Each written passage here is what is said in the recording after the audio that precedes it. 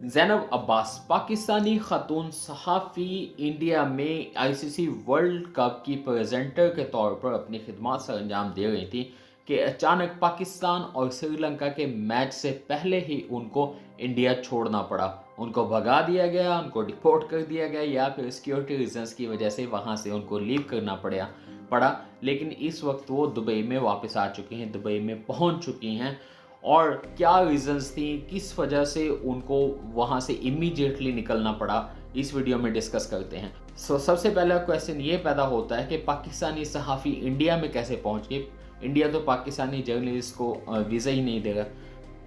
तो जवाब ये है कि आईसीसी की तरफ से ज़ैनब अब्बास जो है एज ए प्रेजेंटर गई थी, तो इस वजह से उसको कोई इशू नहीं हुआ, कोई प्रॉब्लम नहीं हुआ। ज़ैनब अब्बास की वालदा जो हैं वो अंदलीब अब्बास हैं। वो मतलब पाकिस्तान तहरीक इंसाफ की काफ़ी एक्टिव वर्कर रह चुकी हैं। इनके वालिद रमीज़ राजा के साथ पढ़ते रहे, फिर उसके बाद फैसलाबाद की तरफ से क्रिकेट भी खेली है। और ख़ुद ज़ैनब अब्बास ने यूके से एमबीए की डिग्री हासिल की और काफ़ी देर से जो हैं ये जर्नलिज़म कर रही हैं। पाकिस्तान में भी काफ़ी मीडिया चैनल्स के साथ कनेक्टेड थी, अभी इंटरनेशनल लेवल पे कर रही हैं। अभी आईसीसी की तरफ से एशिया कप में भी एज अ प्रेजेंटर गई थी और फिर उसके बाद अभी आईसीसी वर्ल्ड कप में भी इंडिया में एज अ प्रेजेंटर आई हैं। लेकिन क्या वजह बनी, क्या रीज़न बनी कि उनको अचानक ही वहाँ से निकलना पड़ा। जी तो नाज़रीन, 9 साल पहले ज़ैनब अब्बास ने इंडिया के ख़िलाफ़ 2 ट्वीट किए थे और वही 2 ट्वीट अब उनके सामने उभर कर आए। हालांकि इंडिया आने से पहले उन्होंने काफ़ी तारीफ़ें की थी कि हमारा सेम कल्चर है, इंडिया बहुत बड़ी कंट्री है, बड़ी एक्साइटमेंट है वहाँ पे जाके वर्ल्ड कप को कवर करना, ये वो मतलब इंडिया की तारीफ़ में काफ़ी सारा कुछ लिखा था। लेकिन जब वो इंडिया पहुँची, सेटल डाउन हो गई, तो ये सारी चीज़ें सामने आना शुरू हो गई। फिर उसके बाद उनके वो जो 2 ट्वीट थे वो सामने आए और बड़े ख़तरनाक किस्म के ट्वीट थे। मतलब वो डायरेक्टली उन्होंने हिंदू रिलीजन पे ट्वीट किए थे, इंडिया की पॉपुलेशन पे उन्होंने ट्वीट किए थे।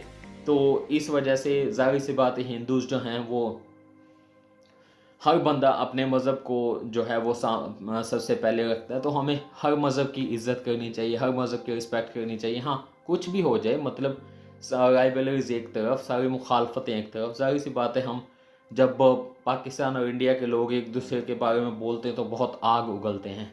ठीक है, जो भी करें, लेकिन ये है कि हमको हर मज़हब का एहतराम करना चाहिए। अगर हम उस मज़हब की पैरोकारी नहीं करते तो एटलीस्ट उसको डिसरिस्पेक्ट भी नहीं करना चाहिए। उन्होंने अपने एक ट्वीट में कहा कि this 120 crore population can not produce one fast bowler, eat some dash dash dash meat, you शुद्ध शाकाहारीज। वो कहती हैं कि ये 120 करोड़ पॉपुलेशन एक भी फास्ट बॉलर प्रोड्यूस नहीं कर सकती। शुद्ध सब्जियां खाने वालों, कुछ डैश डैश डैश मीट भी खाया करो। फिर उसके बाद दूसरे ट्वीट में उन्होंने कहा, ha ha ha, true it does man, when Delhi and it smells of cow piss, oops this is their माँ, काली माँ। मतलब डायरेक्टली उनके रिलीजन पे, उनके रिलीजियस रिचुअल्स पे मतलब ये टारगेट किया गया था। तो अभी वो जब आई, इंडिया में पहुंची, अपना काम कर रही थी, जाहिर सी बात है फिर सोशल मीडिया पे जितनी भी पुरानी से पुरानी चीज़ें वो सामने आ जाती हैं। मतलब गुनाह जितना भी पुराना हो, ठीक है, कभी ना कभी सामने तो आता है ना। फिर उसके बाद इन्होंने 25/11/2018 को बाबर आजम के बारे में भी एक ट्वीट किया था। उन्होंने कहा था, बाबर आजम ने सेंचुरी बनाई थी, तो इन्होंने एक ट्वीट में ये मेंशन किया था, Mickey Arthur celebrating his son's century. मतलब मिक्की आर्थर जो हैं वो अपने बेटे की सेंचुरी की सेलिब्रेशन कर रहे हैं। तो इस चीज़ पे बाबर आजम को बड़ा बुरा लगा। बाबर आजम ने भी फिर रिप्लाई किया। उन्होंने कहा, थिंक बिफोर यू से something and don't cross your limits. मतलब जो कुछ भी कहना उससे पहले सोचो और अपनी हद में रहा करो। तो मतलब इस किस्म के ट्वीट्स जो बदतमीज़ किस्म के हैं, ये जो इस किस्म के ट्वीट्स हैं, ये पहले भी मतलब ये काफ़ी ज़्यादा, मतलब ज़ाहिर सी बात है, कुछ बंदा अपनी वो अटेंशन लेने के लिए, अट्रैक्शन लेने के लिए ये चीज़ें करता है। मतलब काफ़ी फेमस जर्नलिस्ट रही हैं। फिर उसके बाद अभी भी जो हैं ये वर्ल्ड कप को कवर कर रही थी। फिर उसके बाद ज़ैनब अब्बास के ख़िलाफ़ दिल्ली पुलिस स्टेशन में विनीत जिंदाल ने एफआईआर दर्ज करवाई और इस एफआईआर में ये डिमांड किया गया था कि इनको जो एज ए प्रेजेंटर है उससे भी हटाना चाहिए और इसको इमीडिएटली जितनी जल्दी हो सके इधर से निकालना चाहिए, या फिर इनके ऊपर केस चलना चाहिए। केस कौन सा चलना चाहिए? 153A, 295, 506 और 121।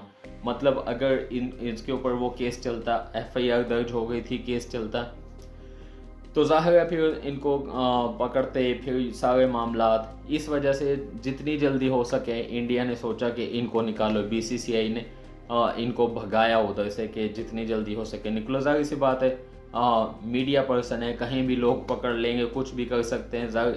मज़हब के नाम पे, मज़हब का तो ऐसा कार्ड है कि मतलब ये बहुत स्ट्रांगली खेला जाता है, तो हर जगह पे यही सारे मामलात हैं। तो इस वजह से उन्होंने अपने इवेंट को ख़राब करने की बजाय उन्होंने यही सोचा कि जो मामलात हैं उनको मतलब पहले ही सॉर्ट आउट किया जाए। तो इस वजह से उन्होंने, मेरा ख्याल है, उसको सबसे पहले निकाल दिया। PM हाउस तक बात पहुंची, निकाल दिया। तो बात ये है नाज़रीन, अब इस न्यूज़ को लेकर आप क्या कहते हैं कि क्या BCCI ने सही फ़ैसला किया या गलत फ़ैसला किया, या फिर ज़ैनब अब्बास को कुछ ऐसा करना चाहिए था या नहीं चाहिए था, या ज़ैनब अब्बास को उधर से निकालना चाहिए था या नहीं निकालना चाहिए था? अपने कमेंट्स में लाजमी बताइएगा। अपना ख्याल रखिएगा, मिलते हैं अगली वीडियो में। अल्लाह हाफ़िज़।